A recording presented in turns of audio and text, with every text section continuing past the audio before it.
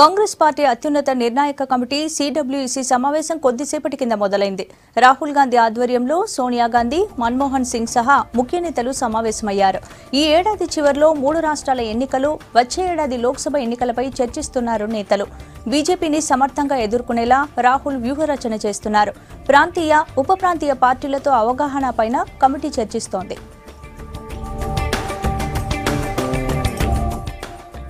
ఇక ఇదే అంశం గురించి మరిన్ని అప్డేట్స్ భరత్ అడిగి తెలుసుకుందాం. భరత్, చెప్పండి, సిడబ్ల్యూసీ మీటింగ్ అప్డేట్స్ ఏంటి? ఈ మధ్య కాలంలో ఇంతమంది ప్రతినిధులు హాజరైన సిడబ్ల్యూసీ మీటింగ్ ఇదే, సో దీని ప్రత్యేకతలు ఏంటి?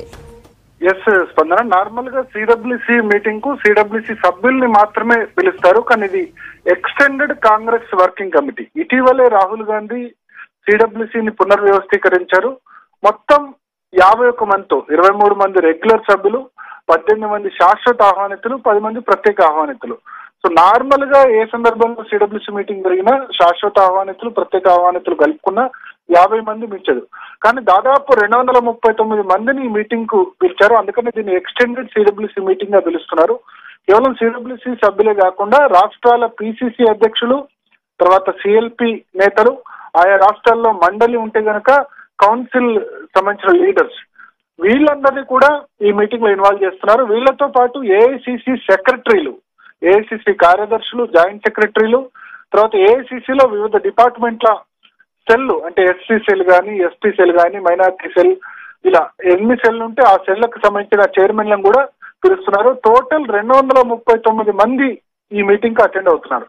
సో ఓవరాల్ గా దేశవ్యాప్తంగా కాంగ్రెస్ పార్టీకి సంబంధించిన అగ్రనేతలందరూ కూడా ఈ మీటింగ్ లో పాల్గొంటున్నారు. రాహుల్ గాంధీ అధ్యక్షతన జరుగుతున్న తొలి సమావేశం ఎక్స్టెండెడ్ సిడబ్ల్యూసీ వర్కింగ్ కమిటీ కొత్తగా దీన్ని చేసిన తర్వాత ప్రధానంగా మన రాష్ట్రం నుంచి పిసిసి ప్రెసిడెంట్ ఉత్తమ్ కుమార్ రెడ్డి, అదేవిధంగా సిఎల్పి నేత జానారెడ్డి, మండలిలో విపక్ష నేత షబ్బీర్ అలీ కూడా మీటింగ్ లో పాల్గొంటున్నారు. ప్రధానంగా ఈ మీటింగ్ ఏర్పాటు చేసిన ఉద్దేశం ఏంటంటే, ఇక ఎన్నికలు దగ్గరకు వస్తున్నాయి. ముందస్తు ఎన్నికలైనా లేకపోతే రెగ్యులర్ ఎన్నికలైనా ఎక్కువ సమయం లేదు. మధ్యప్రదేశ్, ఛత్తీస్గఢ్, రాజస్థాన్, మిజోరాం రాష్ట్రాల ఎలక్షన్స్ నవంబర్, డిసెంబర్ లో జరగాల్సి ఉంది. ఆ తర్వాత సార్వత్రిక ఎన్నికలు ఏప్రిల్, మేలో జరగాల్సి ఉంది. తెలంగాణ, ఆంధ్రప్రదేశ్, ఒడిశా, సిక్కిం రాష్ట్రాల అసెంబ్లీ ఎన్నికలు కూడా జరగాల్సి ఉంది.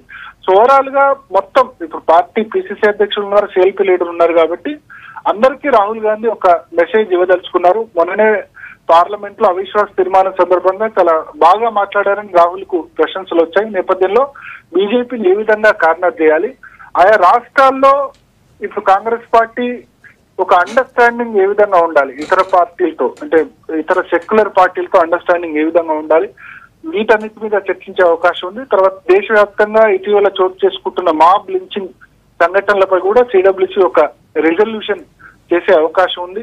ఆర్థిక తర్వాత రాజకీయ అంశాలపై కూడా సిడబ్ల్యూసీ తన తీర్మానంలో పేర్కొనే అవకాశం ఉంది. ఓవరాల్ గా ఒక మొత్తం దేశవ్యాప్తంగా ఉన్న కాంగ్రెస్ శ్రేణులకు, కాంగ్రెస్ జనరల్ సెక్రటరీలకు కానీ, పిసిసి ప్రెసిడెంట్ కానీ అందరికీ ఒక మెసేజ్ ఇవ్వదలుచుకున్నారు. బీజేపీ విధానాలపై పోరాటం చేయాలి, కేంద్ర ప్రభుత్వ విధానాలపై పోరాటం చేయండి ఆయా రాష్ట్రాల్లో. తర్వాత రాష్ట్రాల వారీగా ఓవరాల్ గా జాతీయ పరంగా చూసుకుంటే కాంగ్రెస్ పార్టీ ఏ విధంగా వెళ్ళబోతుంది లోక్సభ ఎన్నికలకు అన్న మెసేజ్ ను కూడా రాహుల్ గాంధీ అందరు నేతలకు ఇవ్వనున్నారు. స్పందన. Right, thank you Bharat.